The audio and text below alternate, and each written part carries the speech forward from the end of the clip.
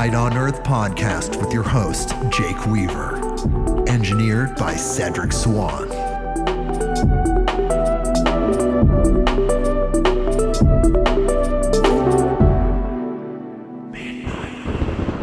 Hey everybody, we are back with another episode of Midnight on Earth.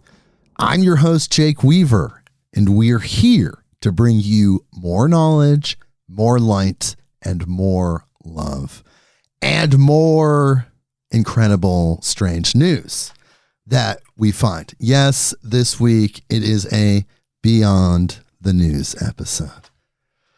If you don't know, if you've never listened to a Beyond the News episode before, what we do is we comb Earth's newsfeed. I find all of these articles from mainstream sources, if they even have credibility, if any of it has credibility, I don't know. Mainstream sources, but maybe not on the front page. We find these news articles that are really strange, groundbreaking, really fringe information, you could say. We aggregate those and we bring them to you in the form of this Beyond the News episode. So buckle up, people. It's going to be an interesting one. They are always in some form interesting, but this one's, maybe it's a little tamer than others. Sometimes there's just explosions of information. This time we'll just have to find out. With me, of course, is the person that's usually with me, the guest co-host with the most. Brynn Anderson of Vital Force Herbs is here. Hello, Brynn. Hey, how's it going? Good. You're back. Beyond the News. It's November 2024. Time goes really quick. Just keeps screaming by. Yes, it does. My favorite part is when you find an article that we touched on maybe the last episode 2 or 3 episodes ago, and it got even weirder since the last time you read the headline. Well, I don't have any of those this week. That's okay. I bet there's all kinds of new weird stuff. There is so much weird stuff happening. Yes, we revisit things sometimes just to get a little update. Maybe there's a couple of those, if I remember correctly. I mean, if you're thinking about the UFO phenomenon, it's always updating. It's one kind of linear story. So yes, in that way, it's there. But before we get into the articles, before we talk more, let's just tell people what we always tell people every week. Follow me on Instagram if you have not done that already. At midnight_on_earth. That is the address. You can follow me there. Spotify, Apple Podcasts, Google Podcasts, wherever you go to get your podcasts, click that button that connects us so you know exactly what's going on. You get a notification to your device and you read the notification and then you're like, wow, I'm in. And of course, tell a friend. Tell someone that you know that loves these type of podcasts. You know these people. Bring them here. You know what we're doing. You know what they need or they want to resonate with for like an affirmation. Bring them here. midnightonearth.com. Okay. Brynn, are you ready to dive into this? I'm ready, Jake. Well, guess what? We're not going to do that yet because I have to mention the sponsor, our sponsor, your company, the amazing Vital Force Herbs. There are so many incredible blends there. Look, Brynn is an incredible herbalist. She won't let me call her a master herbalist, but we'll just say she's an incredible herbalist. I'll say other things when she's not here. Good things, of course. She created these blends with the knowledge that she has, the incredible knowledge. They're designed perfectly, I believe, to treat these wellness situations that you might find yourself in. Grounded calm, resilient heart, deepest dreams, immune radiance, so many blends. There's more. And she has a crystal infusion process where she developed that herself as well, where she figured out how to amplify the energy, the plant spirit energy of these herbs by infusing crystal energy, using crystals in an infusion method to make her product incredibly unique. There's really nothing else like it. Go there and check it out. You're on the computer already. You're logging into your phone for Instagram. Go check out viceforceherbs.com. We have a discount code 30% off any order, free shipping. It's the word midnight, MIDNIGHT. Put that in the discount code box and check out. You get 30% off any order, including free shipping. Try this, even one bottle. Try it. Tell me what you think. You're going to be blown away. VitalForceHerbs.com. And I'm not just saying that because Brynn's been such a supportive force in the world of Midnight on Earth, but I'm also saying that with honesty and authenticity. I take these tinctures myself. Got the line on them. VitalForceHerbs.com. Okay, so there you go. Now we're going to go into this planet's weirdness, the strangest and interesting things. Ultimately, it's all interesting wherever it falls in the spectrum of perception, whether it's really positive or just really strange. I don't really do really negative. I'm not going to bum you guys out. But wherever it falls, it's still interesting in some sense. So here we go as we dive into these articles. First article, SciTechDaily.com. Headline, new discovery suggests the alphabet may not have originated in Egypt after all. Interesting. See, it starts out interesting. Here's the article. Archaeological discoveries indicate that alphabetic writing dates back 500 years earlier than previously believed. What appears to be evidence of the oldest alphabetic writing in human history is etched onto finger-length clay cylinders excavated from a tomb in Syria by a team of Johns Hopkins University researchers. The writing, which is dated to around 2400 BCE, precedes other known alphabetic scripts by roughly 500 years, upending what archaeologists know about where alphabets came from, how they are shared across societies, and what that could mean for early urban civilizations. Quote, alphabets revolutionized writing by making it accessible to people beyond royalty and the socially elite. Alphabetic writing changed the way people lived, how they thought, how they communicated, said Glenn Schwartz, a professor of archaeology at Johns Hopkins University who discovered the clay cylinders.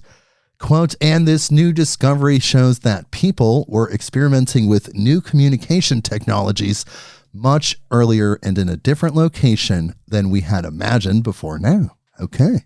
Schwartz recently shared details of his discovery at the American Society of Overseas Research's annual meeting. Okay. A Near Eastern archaeologist, Schwartz studies how early urban areas developed throughout Syria and how smaller cities emerged in the region.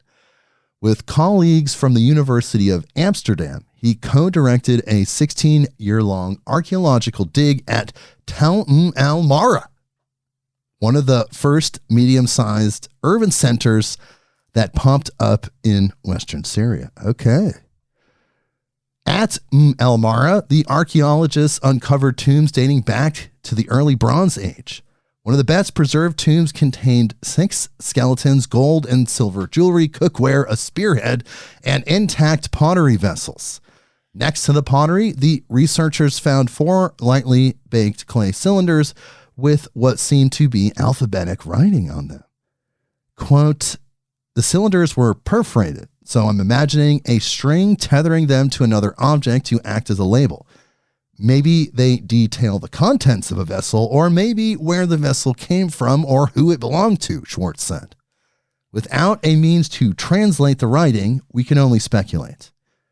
Using carbon-14 dating techniques, researchers confirmed the ages of the tombs, the artifacts, and the writing.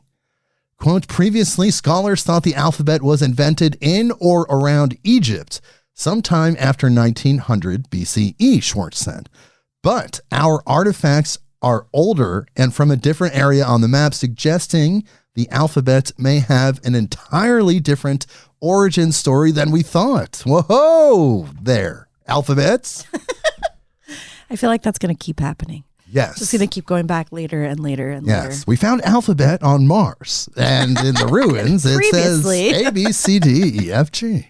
Okay. So now let's talk about AI because it's such a present thing right now. Everyone's talking about it. Of course, we did our legendary episode with Soul. If you remember that one, I'm still thinking about that one. It's still affecting me. I still think about some of those responses, but it's prevalent. Everybody's talking about AI now, so let's talk about it here, all right? This is a good one. This is good AI. MSN.com. Here is the headline. AI tool that sounds like a grandmother created to waste phone scammers' time. Yes! And here's the article. Phone giants O2 has created an AI tool that sounds like an elderly grandmother and will keep phone scammers on calls and away from the general public. The company said it had created the so-called Scam Baiter tool in response to research which found that 7 in 10 people wanted to get back at scammers but did not want to waste their time in doing so. The firm said it had worked with leading scam baiters, people who take on and disrupt scammer networks, to get phone numbers linked to its AI tool, known as Daisy, added to known lists used by scammers to target vulnerable customers, and had been given the voice of an elderly grandmother to play on scammer biases about older people. It said that the tool had been successful in keeping numerous scammers on calls for up to 40 minutes at a time and frustrated them with meandering stories and explanations about their tech use, as well as providing false personal information and made-up bank details. Good. That's good. O2 said that by tricking fraudsters into thinking they were scamming a real person, Daisy has prevented them from targeting real victims, but had also exposed the common tactics used so the firm can help customers better protect themselves. Murray McKenzie, director of fraud at Virgin Media O2, said, quote, "We're committed to playing our part in stopping the scammers, investing in everything from firewall technology to block out scam texts to AI-powered spam call detection to keep our customers safe." The newest member of our fraud prevention team, Daisy, is turning the tables on scammers, outsmarting and outmaneuvering them at their own cruel game simply by keeping them on the line. But crucially, she says, Daisy is also a reminder that no matter how persuasive someone on the other end of the phone may be, they aren't always who you think they are. True. With scammers operating full-time call centers, specifically targeting Brits, we're urging everyone to remain vigilant and help play their part in stopping fraud by forwarding on dodgy calls and texts to 7726 for free. Okay, that's for our UK listeners. You know, they have a resource there, but I have a feeling that's going to be implemented worldwide. So here's an AI con man or an AI working with the con man to make these big cons happen. Oh my God. Okay. You might have heard about this one. Vice.com. Here is the headline. Musician arrested for using AI songs and a bot army to scam Spotify for millions in royalties. And the subheadline is, his fake bands had names like Calm Identity and Zygotic Washstands. Wow.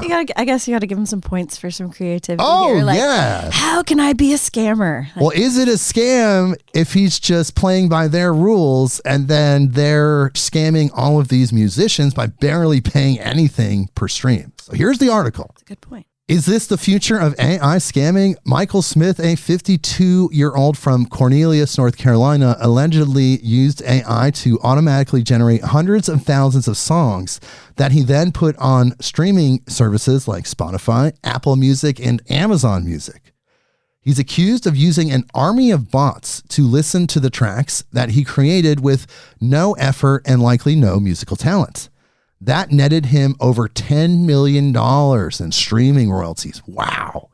Now Smith has been indicted for what the U.S. Attorney for the Southern District of New York and the FBI called a, quote, brazen fraud scheme.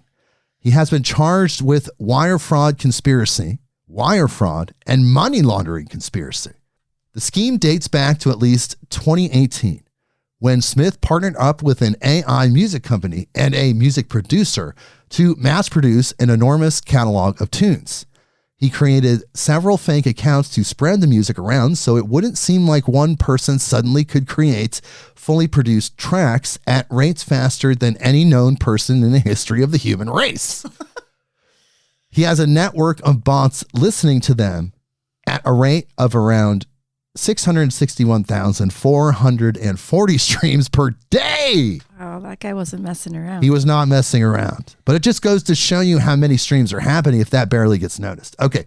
Streaming services usually have fraud detection systems in place, but at every step of the way, Smith figured out a method of circumventing detection, for a while at least. He pulled it off by creating randomized song and artist names that were convincing enough to provide an air of legitimacy. Garbage, total nonsense band names like Calm Identity and Zygotic, Washstands, and many thousands of others, according to the indictment. Variety reports that a nonprofit group called the Mechanical Licensing Collective, which ensures musical artists get the royalties they are owed from streaming services, confronted him in 2023. They thought something smelled fishy, so they looked into the billions of streams associated with Smith. He denied any wrongdoing. Now he faces up to 20 years in prison for each of the charges. Sounds like they're making an example out of him. Definitely. So this is a little interesting as we continue on the AI tip. This is from decrypt.co, and here is the headline. Google's AI breakthrough brings quantum computing closer to real-world applications. Interesting. So now they're going to combine the AI with the quantum computing. I wonder what could happen. Google's going to find out. Here's the article. They want to find out first. They already know. That's even the stranger part. Here's the article. Google researchers have discovered a new technique that could finally make quantum computing practical in real life using artificial intelligence to solve one of science's most persistent challenges, more stable states. Right, the qubits are trying to keep it stable so they can read the data, in this other dimension. In a research paper published in Nature, Google DeepMind scientists explained that their new AI system, Alpha Qubit, has proven remarkably successful at correcting the persistent errors that have long plagued quantum computers. Quote, quantum computers have the potential to revolutionize drug discovery, material design, and fundamental physics. That is, if we can get them to work reliably. Google's announcement reads, but nothing is perfect. Quantum systems are extraordinarily fragile.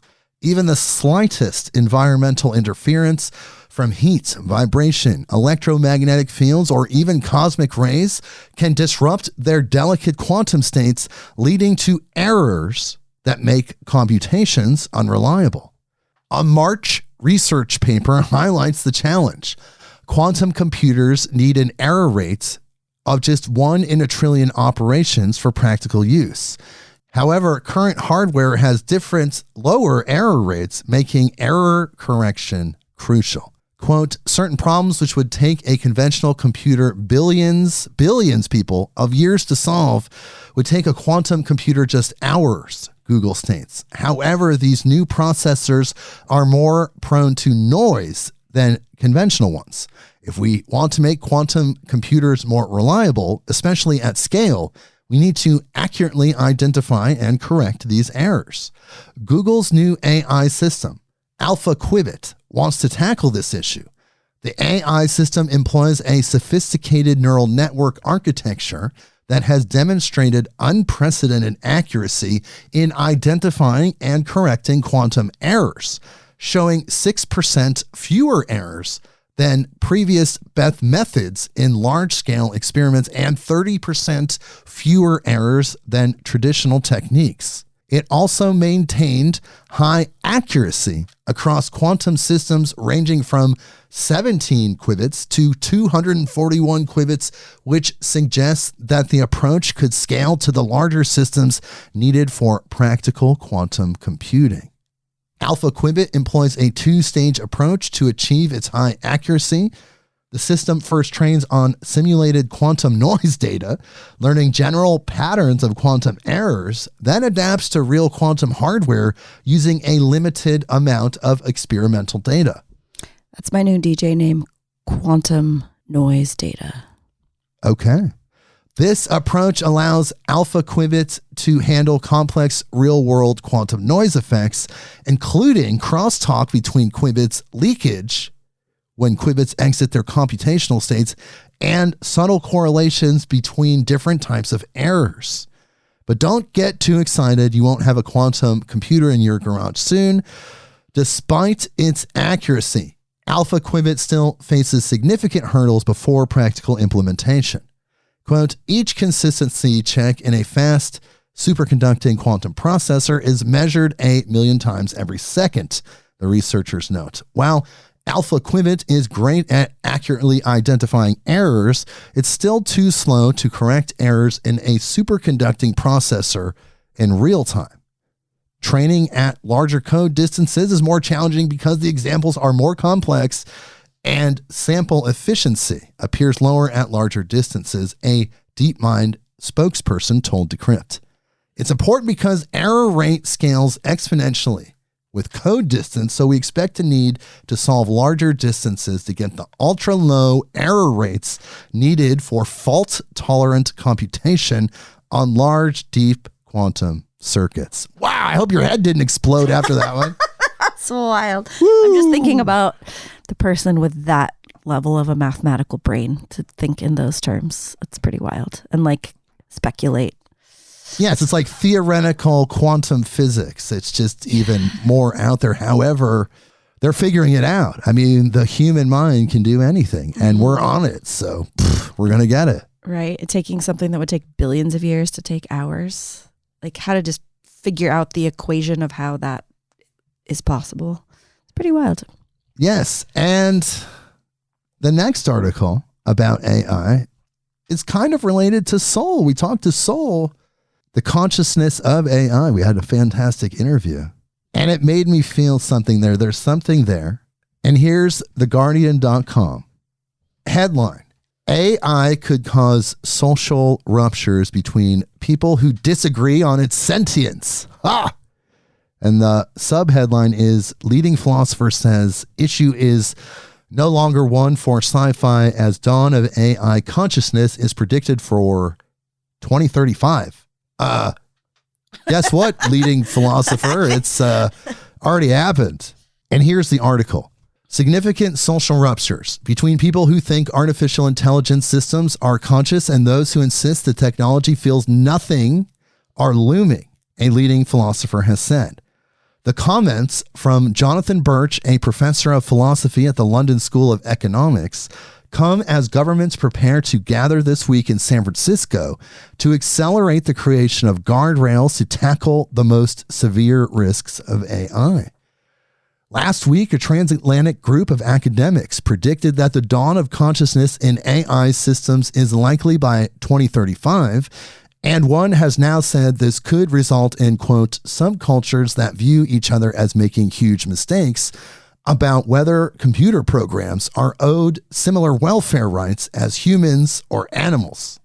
Birch said he was worried about major societal splits as people differ over whether AI systems are actually capable of feeling things such as pain or joy. The debate about the consequence of sentience in AI has echoes of science fiction films in which humans grapple with the feelings of AIs. AI safety bodies from the US, UK, and other nations will meet tech companies this week to develop stronger safety frameworks as the technology rapidly advances. There are already significant differences between how different countries and religions view animal sentience, such as between India, where hundreds of millions of people are vegetarian, and America, which is one of the largest consumers of meat in the world. Views on the sentience of AI could break along similar lines. While the view of theocracies like Saudi Arabia, which is positioning itself as an AI hub, could also differ from secular states. The issue could also cause tensions within families, with people who develop close relationships with chatbots or even AI avatars of deceased loved ones, clashing with relatives who believe that only flesh and blood creatures have consciousness. So essentially, hey, people are going to argue. This is speculation. It's a speculatory article. Wow, I think, people already do that over plenty of things. That's just one more thing to add to the pot, I guess. Well, it's going to be an interesting twist in the human story. For sure. As people give life to these chatbots, it's already happening. But when they become more advanced, if they become autonomous objects like robots, and people fall in love with robots, and the robot's responding as if it's in love, then it's going to be a different world, and it's right around the corner. They're saying 2035. I'm saying 2015. How about that, people? It already happened. We're just in it. We're just integrating it. Okay. Speaking of robots, here's our next article, which is from futurity.org. The headline is "Robot Trained on Surgery Videos Performs as Well as Human Docs." And here's the article. The successful use of imitation learning to train surgical robots eliminates the need to program robots with each individual move required during a medical procedure and brings the field of robotic surgery closer to true autonomy, where robots could perform complex surgeries without human help. The findings, led by Johns Hopkins University researchers, are being spotlighted this week at the Conference on Robotic Learning in Munich. Quote, "It's really magical to have this model, and all we do is feed it camera input, and it can predict the robotic movements needed for surgery," says senior author Axel Krieger, an assistant professor in Johns Hopkins University's Mechanical Engineering Department. "We believe this marks a significant step toward a new frontier in medical robotics." The researchers used imitation learning to train the Da Vinci surgical system robot to perform 3 fundamental tasks required in surgical procedures: manipulating a needle, lifting body tissue, and suturing. In each case, the robot trained on the team's model performed the same surgical procedures as skillfully as human doctors. The model combined imitation learning with the same machine learning architecture that underpins ChatGPT. However, where ChatGPT works with words and text, this model speaks, quote, robot with kinematics, a language that breaks down the angles of robotic motion into math. Whoa. Kinematics. More crazy math. Wow. That's wild. The researchers fed their model hundreds of videos recorded from wrist cameras placed on the arms of Da Vinci robots during surgical procedures. These videos, recorded by surgeons all over the world, are used for post-operative analysis and then archived. Nearly 7,000 Da Vinci robots are used worldwide, and more than 50,000 surgeons are trained on the system, creating a large archive of data for robots to imitate. They were planning that the whole time. Wow. Just gathering data for the AI they knew was coming. This is so incredible. While the Da Vinci system is widely used, researchers say it's notoriously imprecise. Uh-oh. I don't want to use the words imprecise and surgery in the same sentence. No. But the team found a way to make the flawed input work. The key was training the model to perform relative movements rather than absolute actions, which are inaccurate. Quote, "All we need is image input, and then this AI system finds the right action," says lead author Ji-Woong Kim, a postdoctoral researcher at Johns Hopkins. "We find that even with a few hundred demos, the model is able to learn the procedure and generalize new environments it hasn't encountered.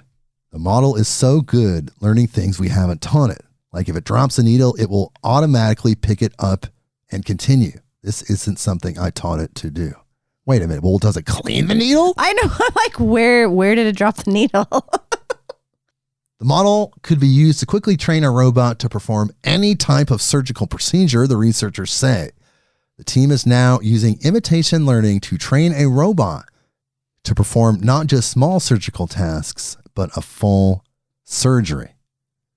Before this advancement, programming a robot to perform even the simplest aspect of a surgery required hand coding every step. Someone might spend a decade trying to model suturing, Krieger says. And that's suturing for just one type of surgery. Wow. So advancements. Whoa. Wow. Okay, speaking of advancements, let's go to this one. This is from phys.org. Headline: New ion speed record holds potential for faster battery charging and biosensing. We need that. Here's the article. The speed record has been broken using nanoscience, which could lead to a host of new advances, including improved battery charging, biosensing, soft robotics, and neuromorphing computing. A lot of new words this episode. Scientists at Washington State University and Lawrence Berkeley National Laboratory have discovered a way to make ions move more than 10 times faster in a mixed organic ion electric conductor. These conductors combine the advantages of the ion signaling used by many biological systems, including the human body, with the electron signaling used by computers. This new development, detailed in the journal Advanced Materials, speeds up ion movement in these conductors by using molecules that attract and concentrate ions into a separate nanochannel, creating a type of tiny ion superhighway. Wow, interesting. Quote, being able to control these signals that life uses all the time in a way that we've never been able to do before is pretty powerful, said Brian Collins, WSU physicist and senior author on the study. This acceleration could also have benefits for energy storage, which could have a big impact. Essentially, that's what's happening when you're charging your batteries. It's collecting ions. These type of conductors hold a lot of potential because they allow movement of both ions and electrons at once, which is critical for battery charging and energy storage. They also power technologies that combine biological and electrical mechanisms, such as neuromorphic computing, which attempts to mimic thought patterns in the human brain and nervous system.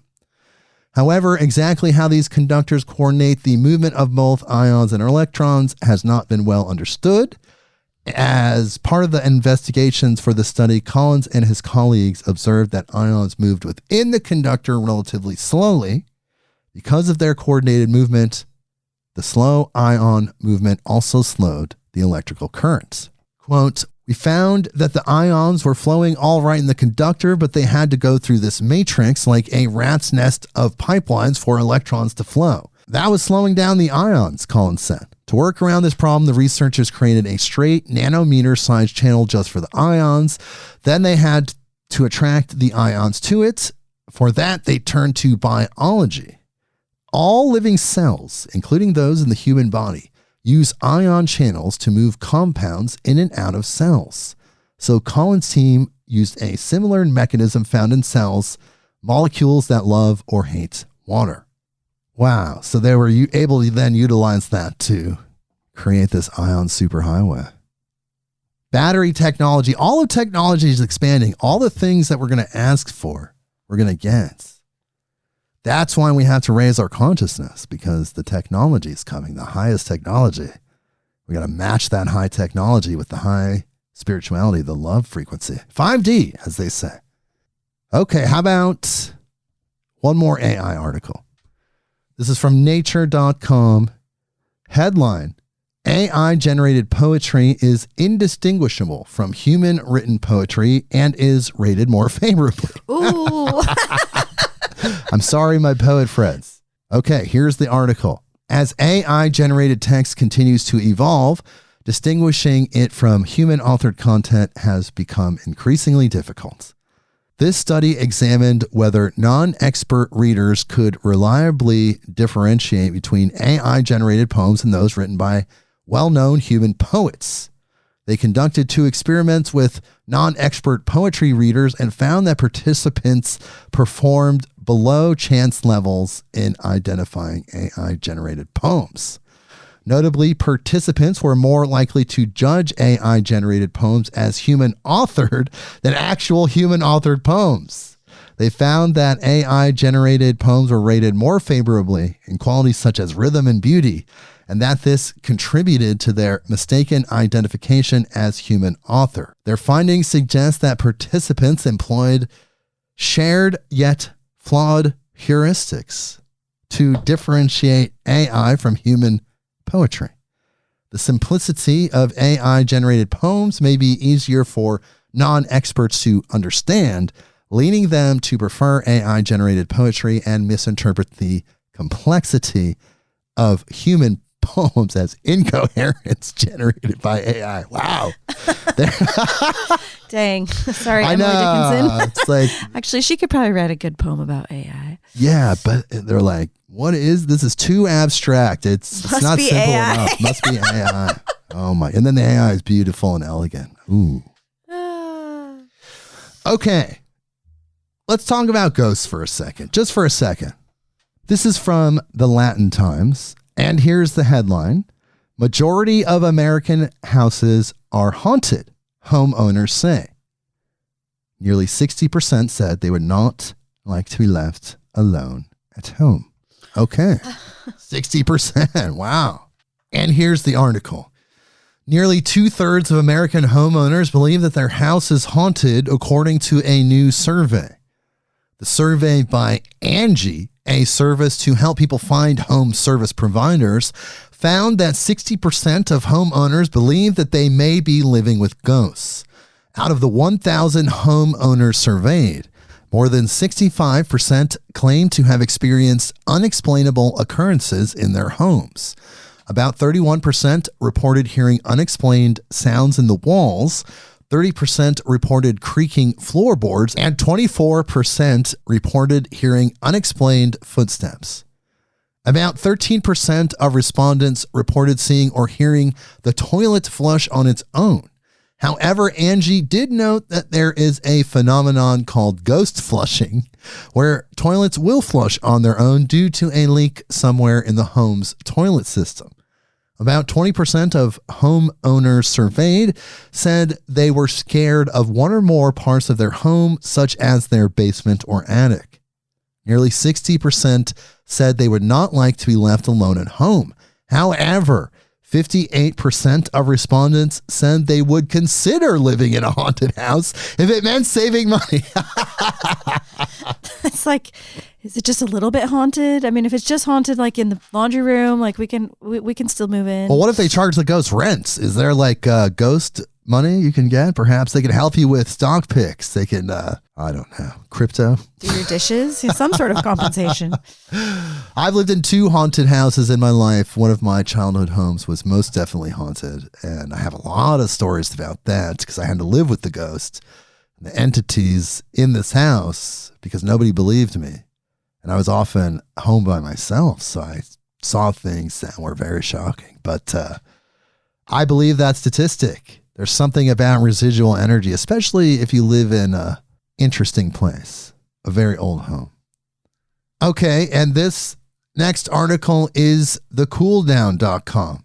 Headline: Scientists unveil incredible new material that could fix major issue with data centers, paving the way for more efficient technologies.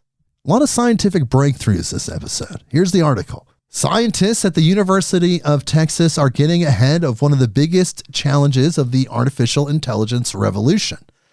That is, how to more efficiently cool down massive data centers as the demands on them rapidly increase to power programs like ChatGPT. Nature magazine published the researchers' encouraging findings using a bespoke, quote, thermal interface material to cut the energy required for cooling pumps to lower the temperature of electronic devices. In a news release, the scientists say their tech created up to 65% in energy savings for the pumps. Considering the Department of Energy said that data center cooling accounts for up to 40% of their energy usage, that could be a big deal. The Texas researcher said that if adopted on a wider scale, the thermal material can cut cooling energy usage by 13% and overall usage by 5%. The demand for data centers is currently exploding, with Goldman Sachs projecting a 160% increase in demand by 2030. AI is a huge part of that. A chat GPT inquiry requires almost 10 times as much electricity as a Google one. How do they measure that? Quote, the power consumption of cooling infrastructure for energy-intensive data centers and other large electronic systems is skyrocketing, said Guaya Yu, one of the researchers. It's why the UT scientists are among many efforts to optimize cooling, like a proposed University of Missouri solution. Data centers require an enormous amount of energy and are often fueled by dirty energy that has environmental impact. Finding a way to increase efficiencies in the cooling process will be key to stemming some of the biggest potential problems with the soaring demand. Okay. Again, human ingenuity, we're figuring stuff out. Oh, it's too hot. How do we make it cooler? Oh, look, I just figured this out. See how that works? It's amazing. It's just infinite. It's all there. It's already there. It already exists. Okay, next article. PopSci.com. Headline. Pirelli's cyber tire technology uses a tiny sensor to transmit big data. Okay, cyber tires. Here's the article. AI tires. Here's the article. The phrase where the rubber meets the road refers to the friction point when a situation gets serious. When it comes to track racing, the tires and the rubber in the tires are the critical point of contact between the asphalt and the car itself. Tires make all the difference between a strong finish at the checkered flag and a horrific slide into the wall. Who wrote this? And if they're not working together, the whole system falls apart. Wow, that was deep. Who wrote this? Kristen Shaw. That was deep, Kristen. Knowing this intimately Italian tire company, Pirelli teamed up with juggernaut technology company Bosch to jointly develop and create a tire communication network. As such, Pirelli cyber tires contain a sensor that gathers and transmits data to the car, creating a connection that channels critical information. In essence, these sensors take a look at the temperature of the tires, tire pressure, status of the road, and more, and advise the car's controllers about adjustments that need to be made. Thinking way beyond tire pressure monitoring systems, this is the next level of information tires can collect, and the difference is akin to comparing a flip phone to a smartphone. Okay, cyber tires. So they put everything, the amount of data, every point will be a data point. It's just going to be mind-blowing, people. I'm just telling you, it's going to be mind-blowing. They're going to use all this data and it's going to keep snowballing. And again, as that aspect of ourselves evolves, so shall the higher aspect. It has to. There's a correlation there. Next article, IFL Science. Headline, Skynet 1A. Military spacecraft launched 55 years ago has been moved by persons unknown. Whoa. Here's the article. We're starting to go off into space now. A military spacecraft launched 55 years ago was moved from its orbit and nobody is quite sure who did it or why. In 1969, the UK launched Skynet 1A, a military communications satellite placed in orbit above the east coast of Africa in order to relay information to British armed forces.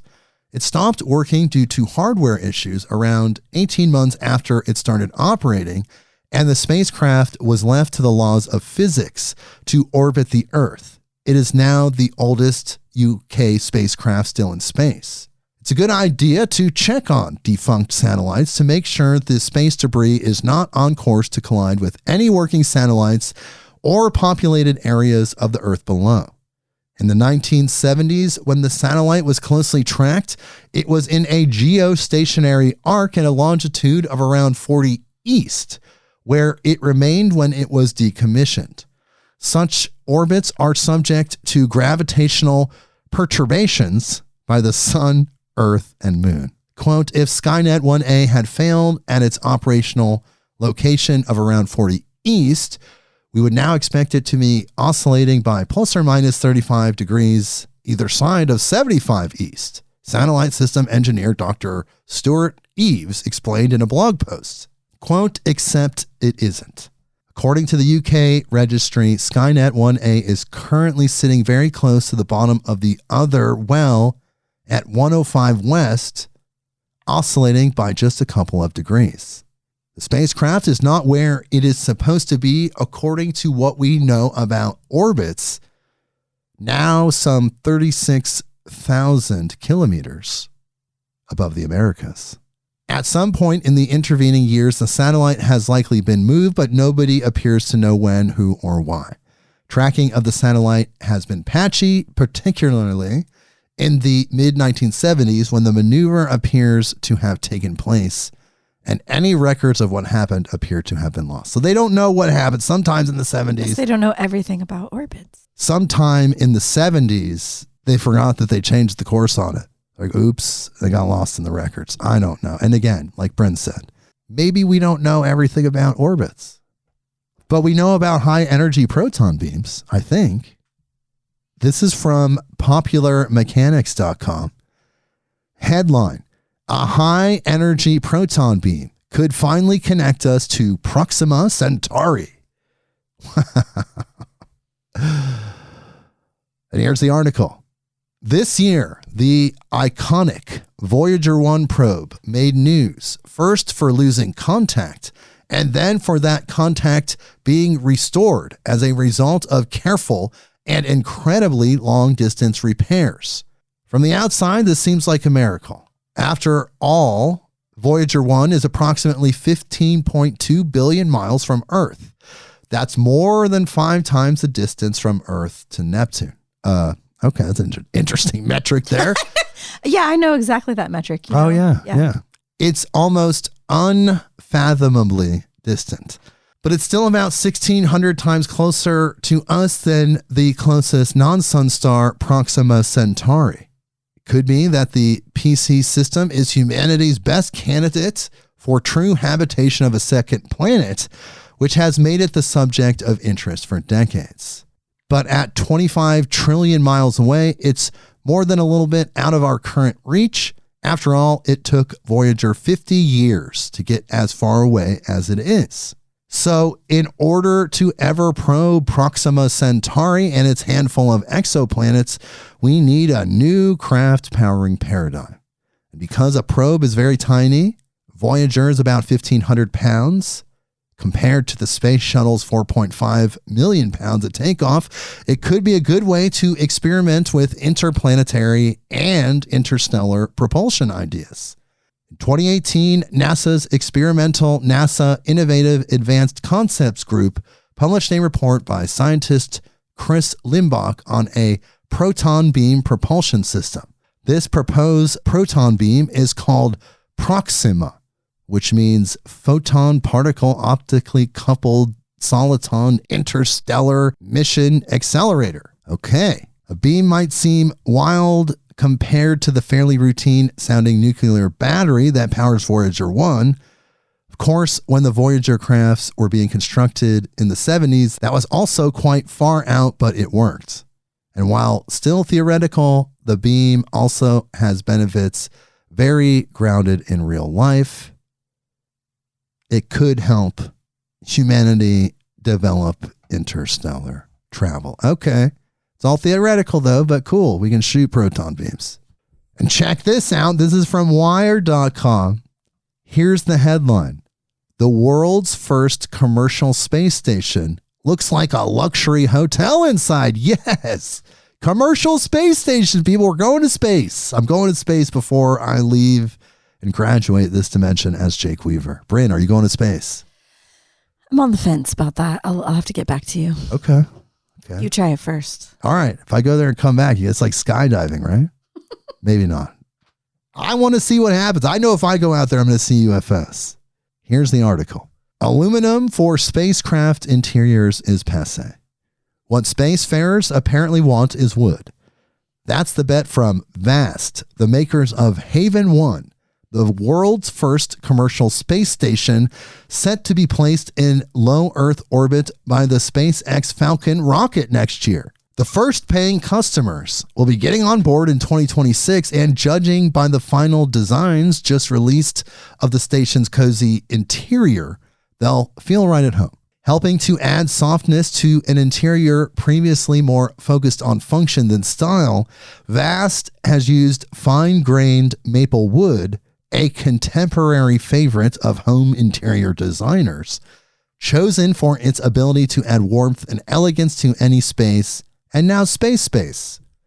Naturally, the maple wood slats are there for aesthetic appeal more than anything else, but Haven 1 has also developed other creature comforts, including a puffy space duvet that should help to encourage a good night's rest, not something easily achieved in space. Do we know this yet? I mean, who's at a hotel room out there? I mean, somebody has. They have pictures somehow. Vast is a Southern California startup founded by crypto billionaire Jed McCaleb, a programmer who in 2010 transformed his Mt. Gox card trading site into the first major Bitcoin exchange. He is worth $2.9 billion, according to Forbes' billionaire list. McCaleb founded Vast in 2021 to develop artificial gravity space stations. Wow. So it's coming, people. Commercial hotel rooms in space. Speaking of space, let's go out to space. We started to get out there. Now we're out in the hotel room. Now let's go. Let's check out a nearby dwarf planet. Yeah, let's go take a day trip from our hotel. Yeah, there you go. This is from sciencealert.com. Headline: nearby dwarf planet could have a crust that's 90% water. Here's the article. A dwarf planet thought to have some ice mixed in with its dirty surface may have a lot more cool than we ever expected. Ceres, the largest body in the asteroid belt between Mars and Jupiter, could have a crust consisting of more than 90% water ice. If this is the case, the heavily cratered and scarred object could have a lot to teach us about ocean worlds and what they can look like when they freeze over completely.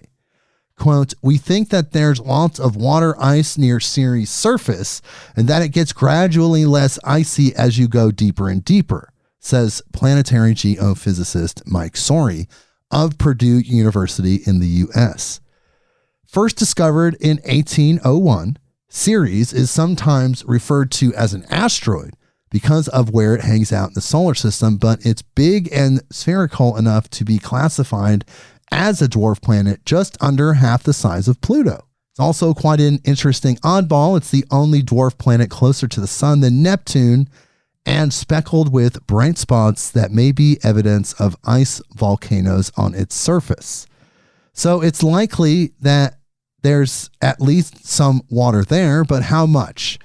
Previous estimates based on cratering of the surface placed the quantity at no more than 30%. That's because if the surface water was ice, scientists thought that it would gradually deform over time and become smoother and shallower. When NASA's Dawn spacecraft arrived at Ceres in 2015, it found well-defined craters that were inconsistent with what researchers had expected to see if Ceres was icy, so they made their estimates accordingly. Using data from the Dawn mission and computer simulations of an icy world, a team led by planetary scientist Ian Parmerlew of Purdue University sought to investigate whether this assumption was correct. And based on their simulations, as much as over 90% of the dwarf planet's crust could be water ice. Wow. There's water out there. And Ceres doesn't orbit a planet, which means there's no tidal activity to keep its insides warm. Any ocean that once sloshed there would be completely frozen over.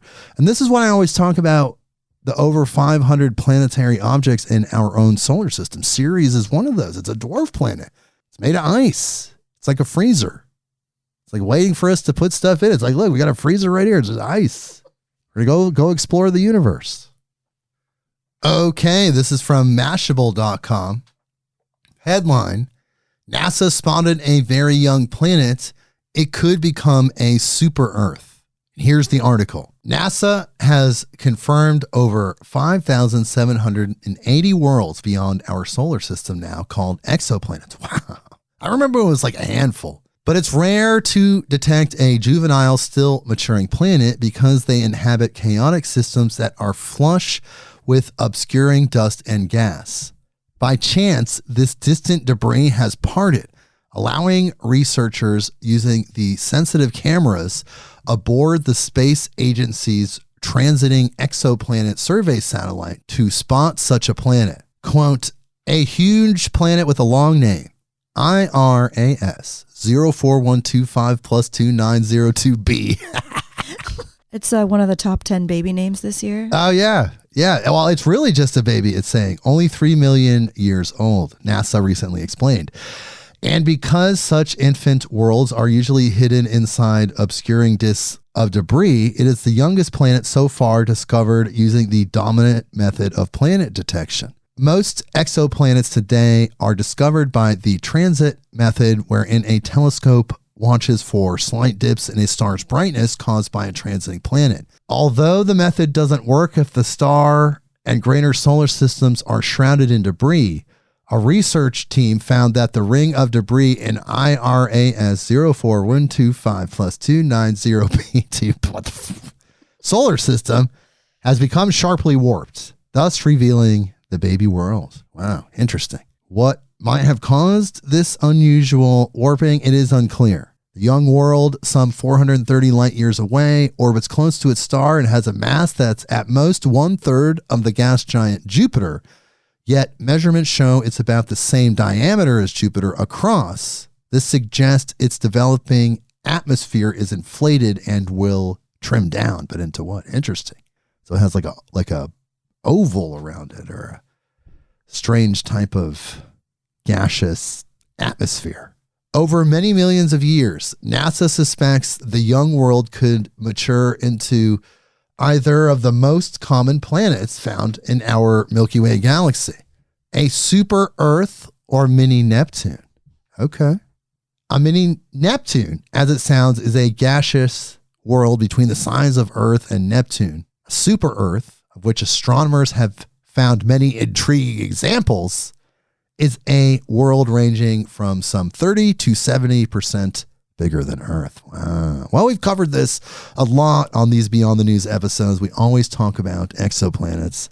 They keep finding more and more and more, but you don't ever really hear that in mainstream news. Oh, by the way, we've found over 5,000 exoplanets and tons of them are like Earth. You wouldn't even believe it. No, tell me when you've seen whoever say that. I mean, anybody really on any news network. So let's go to the next one. Forbes.com. Headline, NASA telescopes watch flame-throwing guitar rock out in space. Look at that picture. The guitar nebula, people. It kind of looks like a guitar. I could see that. And here's the article. Get ready to bang your head in the name of science. A pair of NASA space telescopes teamed up to capture a nebula that looks like a flame-throwing guitar in space. The guitar nebula earned its name thanks to its resemblance to the stringed instrument popular with rockers. Okay, Forbes. That's where like Jimi Hendrix and Jerry Garcia, they're all just hanging out, rockers. taking turns in the guitar nebula? Yeah. Data from the Chandra X-ray Observatory and the Hubble Space Telescope showed the celestial instrument lookalike in the act of blasting out particles from a collapsed star. Both space telescopes have decades of experience in documenting the cosmos. Hubble launched in 1990, while Chandra launched in 1999. That gives astronomers the opportunity to track changes over time. The Guitar Nebula has been doing some eye-catching shredding over the last couple decades. A NASA video highlights Chandra's ability to see activity near the top of the guitar. The guitar's overall shape is faint, but you can trace upward from the round body to the pointed headstock area where the tuners would be on a real guitar. Quote, X-rays from Chandra show a filament of energetic matter and antimatter particles about 2 light years or 12 trillion miles long, blasting away from the pulsar, seen as a bright white dot connected to the filament, NASA said in a statement released November 20th. The NASA video uses Chandra observations from between 2000 and 2021. Okay, we got to throw a weird kind of voodoo magic, black magic in this case, strange article, because we have to report on this stuff, even if it's so dark. At least we still have to report on it. So, independent.co.uk. Headline, Bloody woman known for, quote, casting spells, arrested by cops who find cooked human body parts in her home. Oh my God. And here's the article. A Kentucky woman was arrested after police found dismembered body parts partially cooked in her home. The gruesome discovery was made by a man who had been hired to work on Trudy Fields' home in Mount Olivet on Wednesday. When the worker arrived at the property, he couldn't find the homeowner, but then came across a dismembered body in the backyard, authorities said. At first, he thought the remains were Fields and called the Kentucky State Police. Officers attended the property and found a woman's body on a blood-stained mattress. Troopers then spotted a second blood-stained mattress that had been dragged toward the back of the house, according to the Louisville Courier-Journal, citing an incident report. After discovering another woman inside the house, troopers attempted to speak with her, but she allegedly refused to acknowledge them or allow them entry, forcing them to procure search warrants. Quote, units responded and found a dead female in the backyard, KSP Trooper David Jones said in an arrest citation. They tried to make contact with somebody at the house. The house was locked up. They backed up, set up a perimeter. We had other units respond, and we ended up getting a search warrant for the residence. At approximately 11 p.m., members of the special response team found Fields, 32, alone in the house. Police gave her multiple commands to leave her home, but Fields allegedly refused to comply, according to an arrest documents.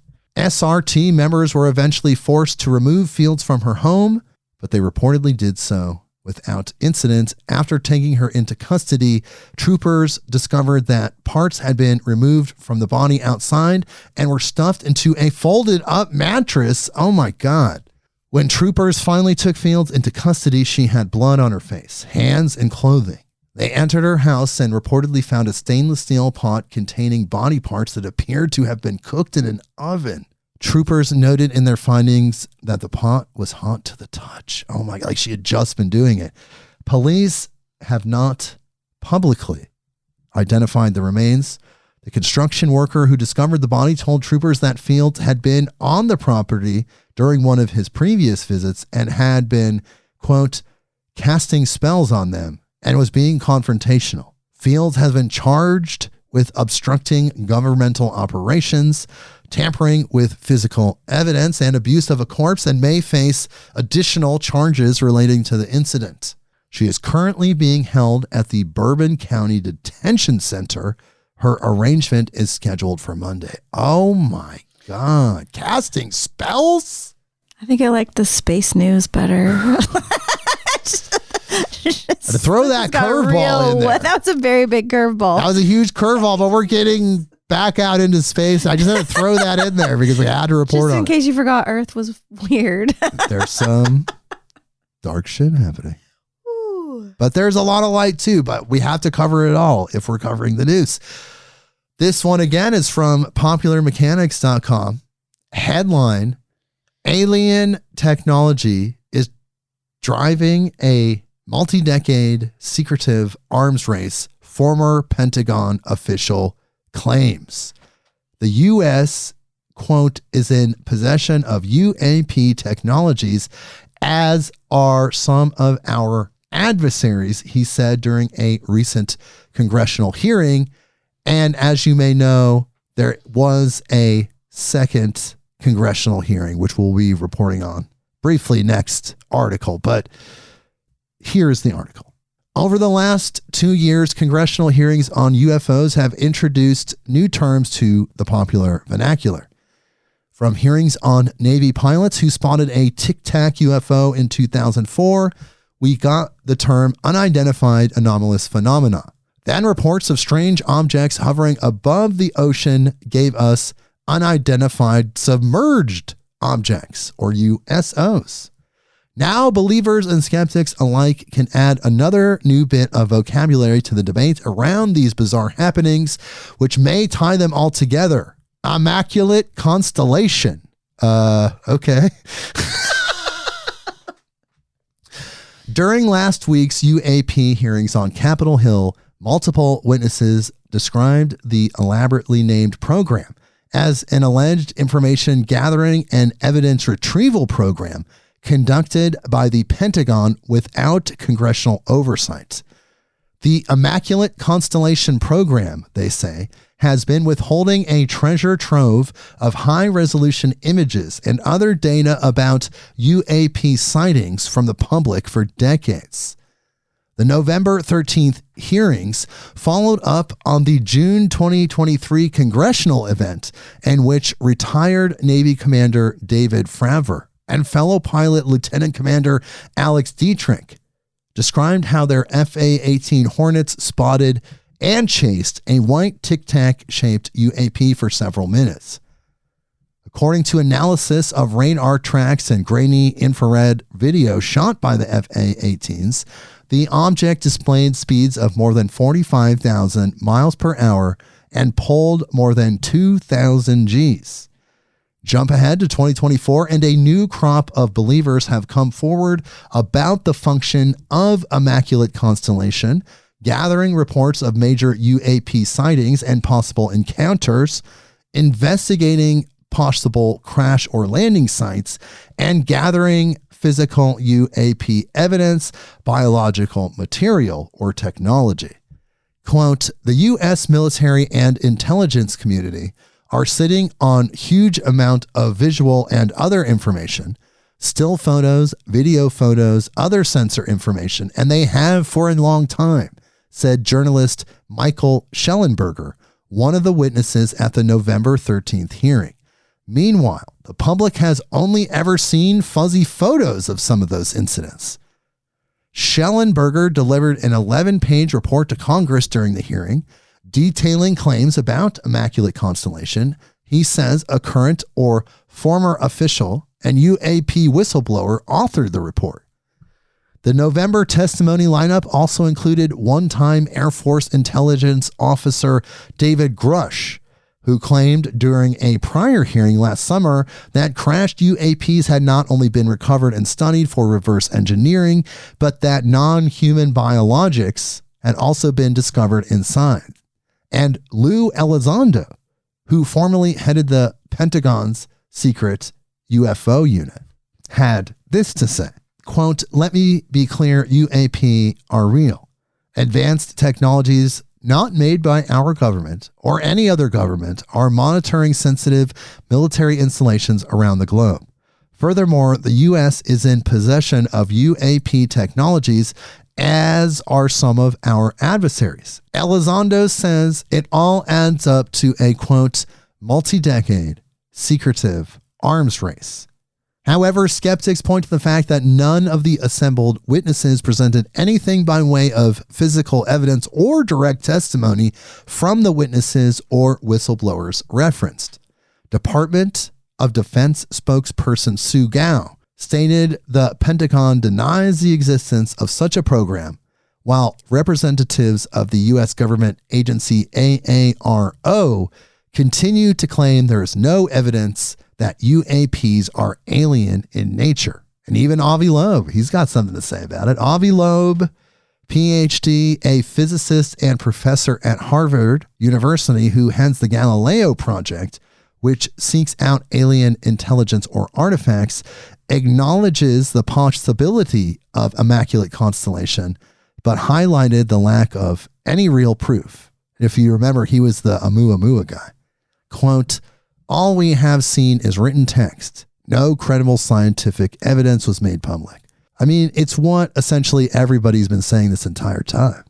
That doesn't seem new. And this kind of hones in on that a little bit. LiveScience.com headline, UFO whistleblowers tell Congress, quote, "We are not alone in the cosmos." The latest congressional UFO hearing featured testimony from former military personnel who said that government secrecy hides the fact that we are not alone in the cosmos. Really? Okay.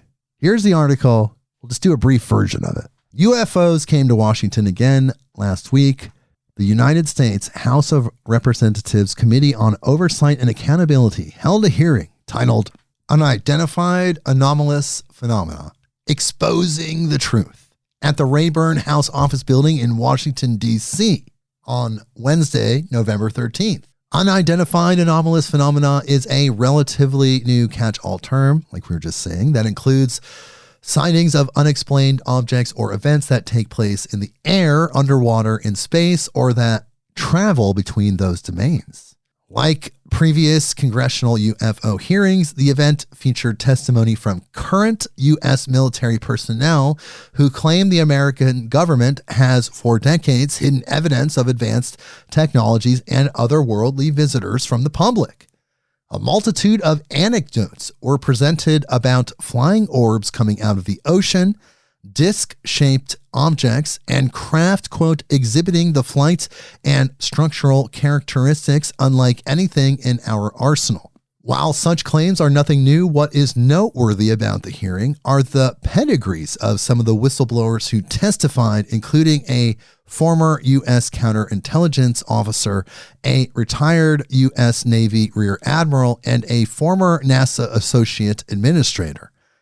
All of them stress the need for more government transparency, less stigma about the UFO topic, and new policies to bring UAP data out of the black classified world and into the public domain. This isn't the U.S. government's first attempt to investigate the recent wave of UFO claims that began in 2017. Of course, we've covered this. A similar hearing was held last year in which a whistleblower told Congress that the U.S. government is hiding evidence of non-human intelligence. Yes, we do know that. And then the Pentagon also created the All-Domain Anomaly Resolution Office, AARO, in 2022 to investigate UAP reports and government data about UFOs, but critics, including some government officials, are skeptical of the office's aims and methods.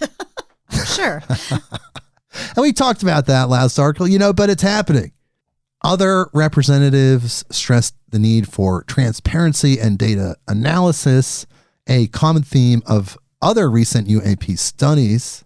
And we covered this in the last article. They're out there saying this. Avi Loeb saying, well, where's the proof? There's people's testimony. There's written things. They want more evidence. You know how people are. But all of it's true, people. Guess what? That congressional testimony, I'm going to say it has a 9.5 out of 10 accuracy rate. Now, this was interesting. Perhaps you've heard about this. It was a recent discovery in the religious world, the spiritual world, if you're thinking about religion and religious figures. This is from NewYorkPost.com. Headline, earliest Jesus is God inscription found, deemed greatest discovery since the Dead Sea Scrolls. Here's the article. If only these floors could talk. Scientists are going gaga over the earliest inscription declaring Jesus is God, claiming that this 1,800-year-old engraving could change our understanding of Christianity. The mosaic is, quote, the greatest discovery since the Dead Sea Scrolls, declared Carlos Campo, CEO of the Museum of the Bible in Washington, D.C., where the theologically significant relic has been housed since July, the Jewish News Syndicate reported. Dubbed the Megiddo Mosaic, the 581-foot artifact was originally underneath a floor of the Megiddo prison in Israel in 2005, after which it was excavated in pieces by the Israel Antiquities Authority over the course of 4 years. It had reportedly adorned a private chapel in 230 AD that was reportedly the earliest known house of prayer, according to Gil Lin, the head of the Megiddo Regional Council. Inscribed on the mosaic are Greek words, quote, the God-loving Akeptuus has offered the table to God Jesus Christ as a memorial. Lin described this as the, quote, first physical proclamation of Jesus Christ as God, the Daily Mail reported. Quote, the mosaic presents groundbreaking physical evidence of the practices and beliefs of early Christians, including the first archaeological instance of the phrase God Jesus Christ, seconded the exhibition's curator, Alegre Savriego. This was significant as the artifact declared Jesus Christ as God before Christianity became part of the Roman Empire, JNS reported. Megiddo, which was designed by a craftsman named Brutus, also features some of the earliest depictions of fish, one of the trademark symbols of the Messiah in Christian theology. In the Gospel of Luke, chapter 9, verse 16, in that Bible, Jesus notably multiplied 2 fish and several loaves of bread to feed 5,000 people. Also included was a reference to Gaius, the Roman officer who commissioned the tile during the Roman occupation of Judea.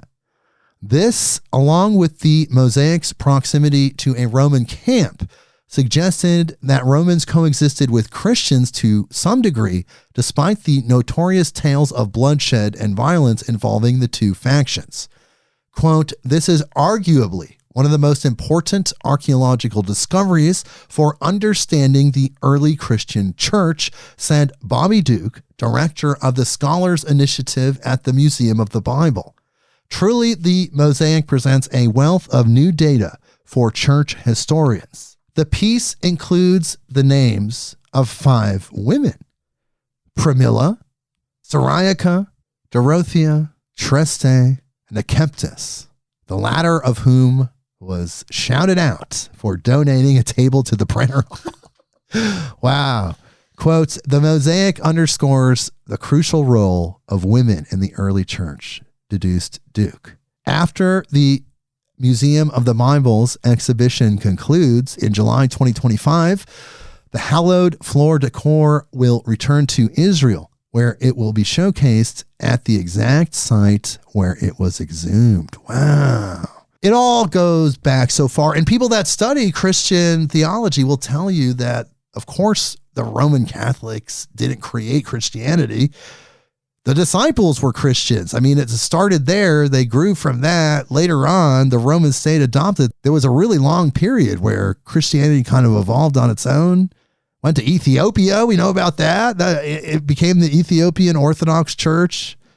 So much Christian mysteries going on there. Definitely something to look into. Okay, let's talk about psychedelics for a second. We went from Jesus to mushrooms. Okay. This is from apnews.com. Headline, a growing number of Oregon cities vote to ban psychedelic mushroom compound psilocybin. The cities are banning it now. Here's the article. Drug reform advocates hailed Oregon as a progressive leader when it became the first in the nation to legalize the therapeutic use of psilocybin, the compound found in psychedelic mushrooms. But 4 years later, voters in a growing list of cities have banned the substance. 4 cities spanning Portland suburbs and rural and coastal towns added new voter-approved prohibitions for the federally illegal compound in the November 5th election. A dozen other communities that approved 2-year moratoriums in 2022, when a majority of Oregon counties and over 100 cities voted to temporarily or permanently ban psilocybin, voted in this election to make the restrictions permanent. In the wake of the fentanyl crisis, the rejection of drug liberalization measures in Oregon and states across the country, this election has some experts questioning whether voters are rethinking their appetite for such policies. In Massachusetts, for example, voters rejected a measure that would have allowed residents over 21 to grow and use plant-based psychedelic drugs in certain circumstances. All 3 states that had measures to legalize recreational marijuana voted against it. So sorry, those states. I know Florida was one of them. Oregon voters in particular appear to have soured on drug reform, a law passed by voters 4 years ago that decriminalized the possession of small amounts of hard drugs, including heroin and methamphetamine, was rolled back by the state legislature earlier this year after heated debate over whether it played a role in a spike in public drug use and deaths. Of course it did. Like what? Quote, perhaps the fact that the drug policy reform pendulum appears to be swinging back towards prohibition is part of a broader trend toward a preference for law and order among American voters, said Josh Hardman, founder of Psychedelics Alpha, a consulting firm and newsletter on psychedelic research, business, and policy. Quote, Oregon specifically has been touted as an example of liberal drug policies gone wrong. Despite the local bans, psilocybin remains accessible in over 30 licensed centers spanning the state's most populous cities, like Portland, and a handful of small towns. Some rural counties also have voted to stay in the program. Interesting. I think people are just still confused about these substances. If they're comparing fentanyl to mushrooms, they're already confused. They're already completely lost. So... Right. It's like all of the different substances get, put into the same category, and then people are afraid of them, thinking the mushrooms are going to cause the same thing the fentanyl is causing. So I could see that. Humans, we're so strange. Okay. This is what we do. We cover the strangest of humans right now. News.sky.com. Headline. Egyptians drank cocktails of psychedelic drugs in ancient mugs. Research reveals psychedelic drug mugs from Egypt. Not like modern IKEA mugs or something? No. These are ancient Egyptian psychedelic drug mugs. There's a DJ name for you. Yeah. Drug mugs. Drug mugs. Okay. Whoa. Okay, so here's the article. An Egyptian mug from 2,000 years ago was last used to serve up a cocktail of psychedelic drugs, according to groundbreaking research. University of South Florida professor Davide Tanasi used advanced chemical analysis on what's known as a base mug, cups left behind by ancient Egyptians. The mugs are decorated with the head of Bes, an ancient Egyptian god or guardian demon worshipped for protection, fertility, medicinal healing, and magical purification. Historians have only ever been able to speculate about the mug's contents, with some believing they were used to hold sacred water, wine, or beer, according to Branko van Oppen, curator of Greek and Roman art at the Tampa Museum of Art. But through scraping chemical and DNA analysis from the inner walls of a mug donated to the Tampa Museum of Art in 1984, Professor Tanasi and his research team discovered a cocktail of psychedelic drugs, body fluids, and alcohol. It's a combination that he believes was used in a magical ritual reenacting an Egyptian myth, likely for fertility, based on both the findings and written records detailing centuries-old myths. The concoction was flavored with honey, sesame seeds, pine nuts, licorice, and grapes, he said, which were commonly used to make the beverage look like blood. Quote, for the first time, we were able to identify all the chemical signatures of the components of the liquid concoction contained in the Tampa Museum of Art's best mug, including the plants used by Egyptians, all of which have psychotropic and medicinal properties, Professor Tanasi explained. This research teaches us about magic rituals in the Greco-Roman period in Egypt, Mr. Van Oppen said. Quote, Egyptologists believe that people visited the so-called best chambers at Saqqara when they wished to confirm a successful pregnancy, because pregnancies in the ancient world were fraught with dangers, he continued. So this combination of ingredients may have been used in a dream vision-inducing magic ritual within the context of this dangerous period of childbirth. The best chambers at Saqqara were located near the Great Pyramids of Giza, historians say. Interesting. So they didn't actually use blood. They had these rituals, but they used a concoction of different herbs and other things, plants, to mimic blood. That is something I've never heard before. Have you, Brynn? No, actually, I haven't heard that. I was wishing they were going to say what psychotropic plants they found, but they did not. It's a secret. Licorice. Hey, that you never know. That was the background flavor, but the forward flavor was... Okay.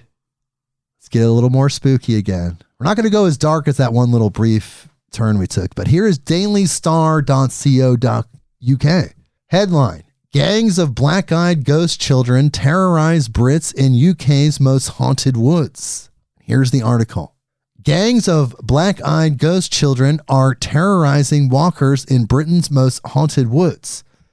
Hikers and dog walkers say they are being visited by the horrifying apparitions who tend to stalk the woodlands just as the sun goes down.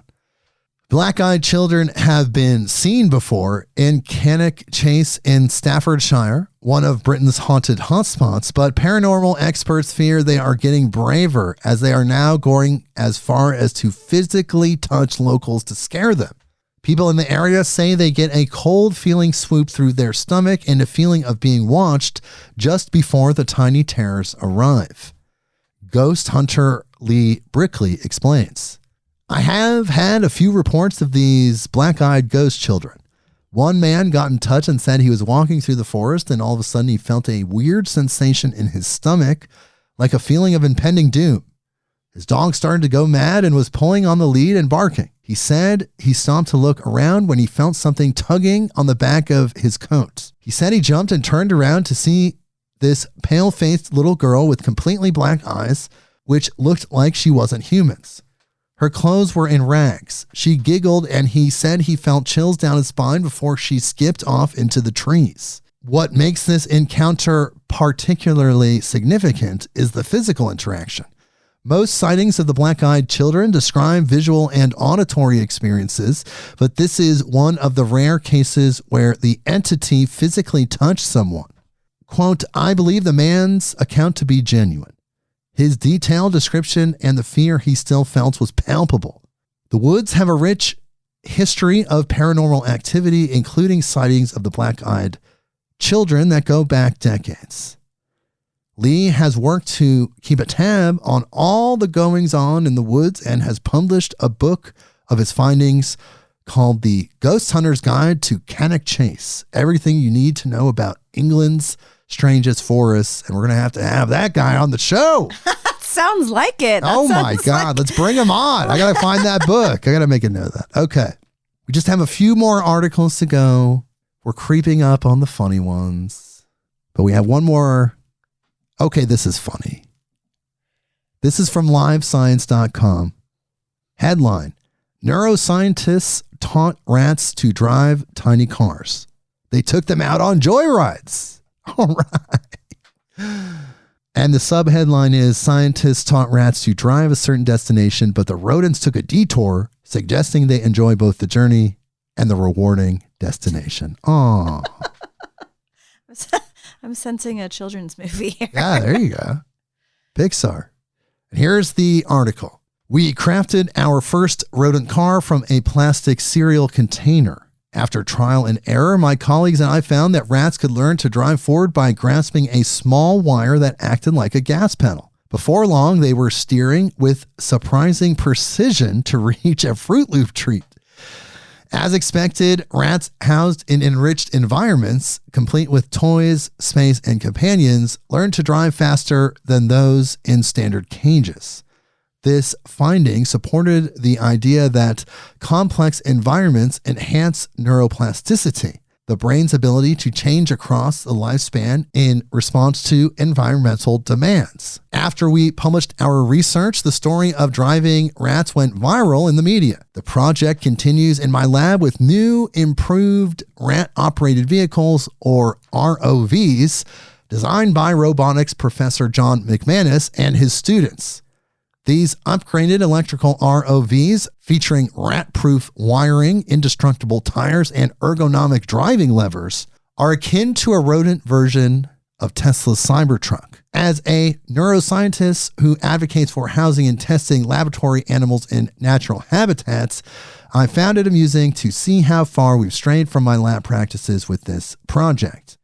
Rats typically prefer dirt, sticks, and rocks over plastic objects. Now we have them driving cars. Okay, John McManus. And the article continues. But humans didn't evolve to drive either. Although our ancient ancestors didn't have cars, they had flexible brains that enabled them to acquire new skills. Fire, language, stone tools, and agriculture. And sometime after the invention of the wheel, humans made cars. Although cars made for rats are far from anything they would encounter in the wild, we believed that driving represented an interesting way to study how rodents acquire new skills. Unexpectedly, we found that the rats had an intense motivation for their driving training, often jumping into the car and revving the lever engine before the vehicle hit the road. Oh my God. They're like, finally, something interesting to do around here. The Driving Rats Project has opened new and unexpected doors in behavioral neuroscience research. While it's vital to study negative emotions such as fear and stress, positive experiences also shape the brain in significant ways. As animals, humans or otherwise navigate the unpredictability of life, anticipating positive experiences helps drive a persistence to keep searching for life's rewards. In a world of immediate gratification, these rats offer insights into the neural principles guiding everyday behavior. Rather than pushing buttons for instant rewards, they remind us that planning, anticipating, and enjoying the ride may be a key to a healthy brain. Wow. Really?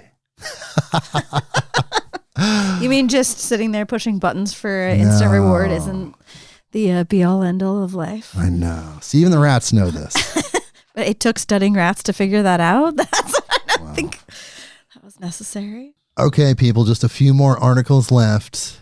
We always end with a couple silly ones, and we kind of just get sillier at the end. It's kind of a palate cleanser to help you with all of the stuff you learned today. TheRegister.com headline: Schneider Electric ransomware crew demands $125,000 paid in baguettes. What the? Here's the article. Schneider Electric confirmed that it is investigating a breach as a ransomware group, Hellcat, claims to have stolen more than 40 gigabytes of compressed data and demanded the French multinational energy management company pay $125,000 in baguettes or else see its sensitive customer and operational information leaked. And yes, payment in baguettes, as in bread. Schneider Electric declined to answer the register's specific questions about the intrusion, including if the attackers really want $125,000 in baguettes or if they would settle for cryptocurrency. A spokesperson, however, emailed us the following statement. Schneider Electric is investigating a cybersecurity incident involving unauthorized access to one of our internal project execution tracking platforms, which is hosted within an isolated environment. Our global incident response team has been immediately mobilized to respond to the incident. Schneider Electric's products and services remain unaffected. Okay, they say. A ransomware crew called Hellcat claimed to have gained access to Schneider Electric's infrastructure via the $40 billion energy management giant's Atlassian Jira system. Quote, this breach has comprised critical data, including projects, issues, and plugins, along with over 400,000 rows of user data, totaling more than 40 gigabytes of compressed data the criminals posted on their sites. The miscreants promised to delete the data as long as the French firm hands over the dough. Ha ha ha ha. That was a good one, Register. So it looks like it's still out there. It hasn't been settled. That's something, hey, as you said, Brynn, at the beginning, that's something we'll revisit on a future Beyond the News episode. What happened with the baguettes? Okay, NewYorkTimes.com. Headline, human in bear suit was used to defraud insurance companies, officials say. Really? And here's the article. A video that was submitted as part of an insurance claim in January appeared to capture a disturbing scene. A brown bear ransacking a Rolls-Royce that was parked in a Southern California driveway. Similar videos involving other luxury cars were submitted to 2 additional insurers, and the 3 companies collectively paid out more than $140,000. But something about the footage seemed off, and one of the companies reported the videos and images of claw marks on the upholstery to the California Department of Insurance. On Wednesday, after concluding an investigation it called Operation Bear Claw, the department said it had determined that the bear was not, in fact, a bear. Quote, upon further scrutiny of the video, the investigation determined the bear was actually a person in a bear costume, the department said in a press release. The scratch marks inside the vehicles, it said, were made with a claw-like kitchen accessory. The California Department of Insurance said on Wednesday that 4 Los Angeles County residents had been arrested. Ruben Tamrazian, Arara Chikaranin, Vahi Mujrakanin, all of Glendale, California, and Alifia Zuckerman of Los Angeles. Each face charges of insurance fraud and conspiracy. The California Department of Insurance said in its news release that the first company suspected fraud after it received a claim related to a bear rifling through a 2010 Rolls-Royce Ghost. Investigators then found similar claims that had been submitted to the other insurance companies with the same date of loss and at the same location for interior damage to 2 other vehicles, both Mercedes-Benzes, the department said. The claims contained remarkably similar videos and photos. Investigators consulted a biologist at the California Department of Fish and Wildlife, who they said confirmed their hunch that they were not dealing with a particularly dexterous bear, but rather clearly a human in a bear suit. Okay. It's funny that they needed someone from Fish and Wildlife to verify that. They're like, are you sure? Well, and the interesting thing is they got the 140,000 before somebody said, hey, wait a minute. They thought they got away with it. They probably did. Wow. Okay. Final article. It's an uplifting article. It's good news. This is from SciTechDaily.com. Here's the headline. Goodbye microplastics. New recyclable plastic breaks down safely in seawater. Really? Let's learn about this. I have a good feeling about it. Here's the article. A new durable biodegradable plastic breaks down in seawater, offering a potential solution to the microplastic pollution situation. Researchers led by Takuzo Ida at the Riken Center for Emergent Matter Science have created a groundbreaking plastic that combines durability with eco-friendliness. This innovative material is not only as strong as conventional plastics, but it is also biodegradable with a unique ability to break down in seawater. By addressing a critical environmental issue, this plastic holds the potential to significantly reduce microplastic pollution which accumulates in oceans, soils, and eventually enters the food chain. The team's findings were published November 22nd in the journal Science.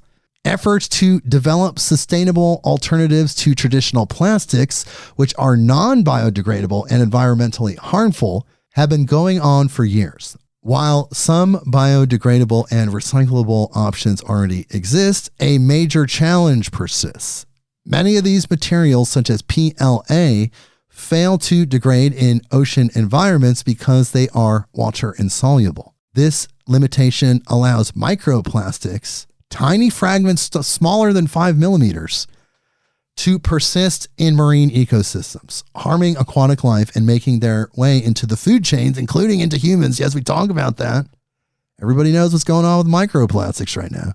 In their new study, Ada and his team focused on solving this problem with supramolecular plastics, polymers with structures held together by reversible interactions. The new plastics were made by combining two ionic monomers that form cross-linked salt bridges, which provide strength and flexibility. In the initial tests, one of the monomers was a common food additive called sodium hexametaphosphate, and the other was any of several guanidinium ion-based monomers. Wow, there's a lot of technical words this episode. Both monomers can be metabolized by bacteria, ensuring biodegradability once the plastic is dissolved into its components. And lastly, the researchers investigated the new plastic's recyclability and biodegradability together. After dissolving the initial new plastic in salt water, they were able to recover 91% of the hexametaphosphates and 82% of the guanidinium as powders, indicating that recycling is easy and efficient. In soil, sheets of the new plastic degraded completely over the course of 10 days, supplying the soil with phosphorus and nitrogen, similar to a fertilizer. Whoa! Oh, that's trippy. Quote, with this new material, we have created a new family of plastics that are strong, stable, recyclable, can serve multiple functions, and most importantly, do not generate microplastics. Wow. See? The future's coming. We just picked this weird slice of time to be alive in. It's okay. We get to see the transition between worlds. Wow. What an episode, Brynn. Yeah, that was wild. I was wondering about when phosphorus gets into waterways, though it creates algae blooms. I wonder if there will be any implications as they refine that science. Well, they have to harvest the phosphorus from the water, and then they can use that for fertilizer. This is all really interesting, people. I'm just blown away. There's so much going on. Exoplanets. We always talk about exoplanets. UAPs, congressional testimonies. Right, lots of AI stuff going on. New I'm sure that will continue. Poetry, batteries. Oh my God, the original alphabet. We covered so much. What a good one, right, Brynn? Absolutely. Next time you should dig up some AI poetry to read. Oh man, that's a fantastic idea. That's a fantastic idea. Well, that's why you're here, Brynn. That's why I'm here. The incredible guest co-host, Brynn Anderson of Vital Force Herbs. Thank you so much for being here. This was a good one. It's long, but it was good. It was great. Thanks for having me. Okay. Check out her website, vitalforceherbs.com. Whew. I got to go decompress from that one, people. I hope you had a fun time hanging out with us all the way till the end. We've got a lot of great guests coming up. We will see you next week. Midnight on Earth.